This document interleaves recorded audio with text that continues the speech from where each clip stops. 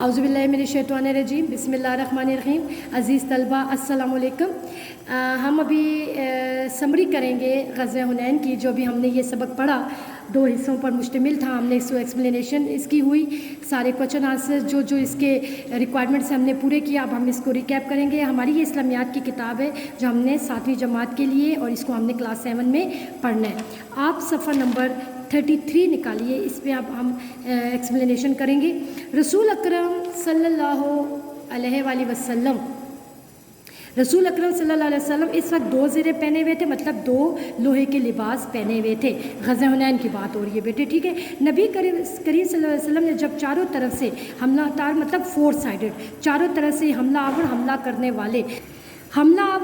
करने वाले को बढ़ते और अपने लश्कर को भागते देखा तो आप भागना, वहाँ मैदान छोड़कर चले जाना देखा तो आप सल्लल्लाहु अलैहि वसल्लम के हुक्म से हज़रत अब्बास रज़ी अल्लाह ताला अन्हुम ने एक दलेराना मतलब दलेर लफ्ज़ से ये निकला है दलेराना का मतलब बहादुरी वाली आवाज़ निकाली, जिससे लोगों के उखड़े, मतलब सिपाहियों के फ़ौज के उखड़े हुए पाँव फिर जम गए और तरफ़ैन दोनों जानों से कत्लो कताल आम जंग शुरू हो गई।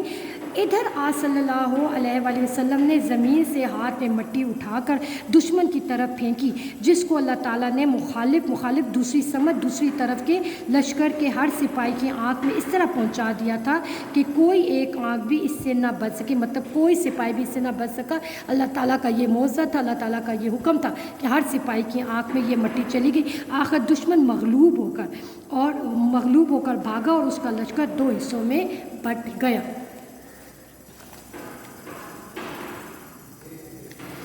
मालिक बिन औफ, ये जो बनु सकैफ और हवाज़न का जो सरदार था, जो लीडरशिप कर रहा था, जो रहनुमाई कर रहा था इस लश्कर की, मालिक बिन औफ अपने सिपाहियों को लेकर सिपाहियों को लेकर किला ताइफ में ठहरा। ये उस किले का, ताइफ के किले का नाम है, किला ताइफ में जा ठहरा। दूसरा ग्रोह जो कि एलो अयाल, बीवी बच्चों वाले को एलो अयाल कहते हैं, एलो अयाल को मालो ज़र पर मुश्तमिल था। ओतास की घाटी में, ये इस घाटी का नाम है, ओतास की घाटी में जा छुपा। नबी करीम सल्लल्लाहु अलैहि वसल्लम ने किला ताइफ के मुहासरे का हुक्म दिया। मुहासरे घेराव, उनको घेरना, चारों तरफ से उनको घेर लेने का हुक्म दिया। और ओतास की तरफ अबू आमिर अशरी, ये भी एक सहाबी थे, रज़ी अल्लाह ताला अन्हु को मामूर किया, वहाँ पे उनको ड्यूटी दी, वहाँ पे उनको उसकी रिस्पॉन्सिबिलिटी दी। अबू आमिर अशरी रज़ी अल्लाह ताला अन्हु ने वहाँ पहुँचकर दुश्मन के एलो अयाल और मालो ज़र पर कब्ज़ा कर लिया।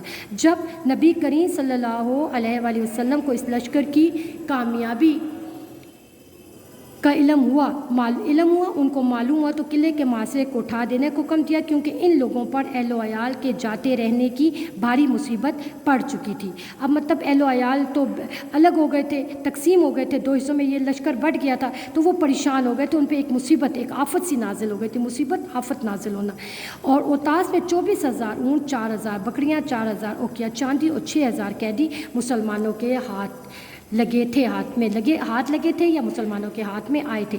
नबी करीम सल्लल्लाहु अलैहि वसल्लम अभी मैदान जंग के करीब ही ठहरे हुए थे कि कबीला, मतलब अभी आप करीब ही ठहरे हुए थे। इस पूरे जुमले का ये मतलब है कि आप वहीं पे मैदान जंग में हुनैन के मकाम पर मौजूद थे।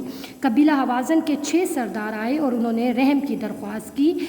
इनमें वो लोग भी थे जिन्होंने ताइफ में नबी करीम सल्लल्लाहु अलैहि वसल्लम पर पत्थर बरसाए थे। जैसे कि चैप्टर एक्सप्लेनेशन में मैंने आपको ताइफ का पूरा वाक़या, हिजरत ताइफ का मैंने आपको पूरा वाक़या सुनाया था कि नबी सल्लल्लाहु अलैहि वसल्लम हज़रत ज़ैद के साथ वहाँ पर गए थे तबलीग के इशाअत इस्लाम के सिलसिले में, को बेहोशी किया। तो ताइफ के लोगों ने क्या किया था, उन्होंने उनकी बातें मानी थी और उन पे पथराव कर दिया था, पत्थर बरसाते, जिससे प्यारे नबी सल्लल्लाहु अलैहि वसल्लम लहूलुहान हो गए थे, उनके खून बहने लगे थे। और हज़रत ज़ैद रज़ी अल्लाह ताला अन्हु उनको बेहोशी की हालत में वहाँ से उठा कर लाए थे। बेहोशी, नीम कशी की हालत में, अनकॉन्शियसनेस होना, इंग्लिश में यूँ कहते हैं। आपने कबीला हवाज़न के सरदारों से इरशाद फरमाया कि मैंने तुम्हारा बहुत इंतज़ार किया, जब तुम ना आए तो मैंने मालो असबाब और तमाम कैदी लश्कर पर तकसीम कर दिए। 2 चीज़ों में से एक चीज़ को इख्तियार कर लो, मालो असबाब ले लो या अपने अहलो अयाल को छुड़ा लो। वक्त ने कहा कि हमको अहलो अयाल ज़्यादा अजीज़ हैं, प्यारे, अजीज़ का मतलब प्यारे हैं।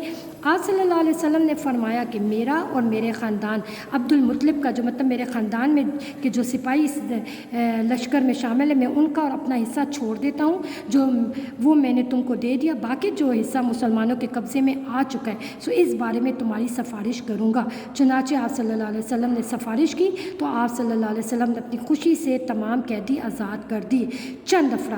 کچھ افراد نے تعامل کیا تو آپ صلی اللہ علیہ وسلم نے ان کا معاوضہ دے دیا۔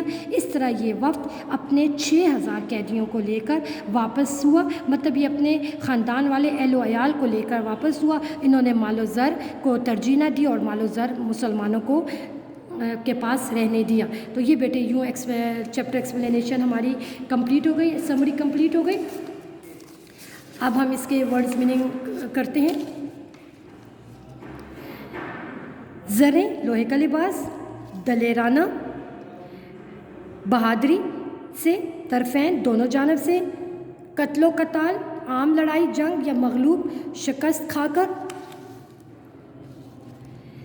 بٹ گیا تقسیم ہو گیا، اہل و عیال خاندان، محاصرے گھیراؤ اختیار کر لو اپنا لو، مال و اسباب مال و دولت عزیز ہونا پیارا ہونا، تعامل کرنا مزاحمت کرنا، معاوضہ بدلے میں یا عوض، قلعہ وہ مضبوط جگہ عمارت جہاں دشمن ٹھہرتے ہیں اپنے آپ کو اپنی حفاظت کے لیے، اپنے آپ کو دوسرے مخالف دشمن سے لشکر سے بچانے کے لیے، گروہ حصہ برسائے پھینکے، تقسیم بانٹ دیا، سفارش کسی کی طرف سے بولنا۔ کویشچن آنسرز دیکھتے ہیں۔ غزوہ حنین میں پیارے نبی صلی اللہ علیہ وآلہ وسلم نے کتنی زریں پہنی ہوئی تھیں؟ غزوہ حنین میں حضور صلی اللہ علیہ وسلم نے 2 زریں پہنی ہوئی تھیں۔ حضور صلی اللہ علیہ وسلم کے حکم سے کس نے دلیرانہ آواز دی؟ حضور صلی اللہ علیہ وسلم کے حکم سے حضرت عباس رضی اللہ تعالیٰ عنہ نے دلیرانہ آواز دی۔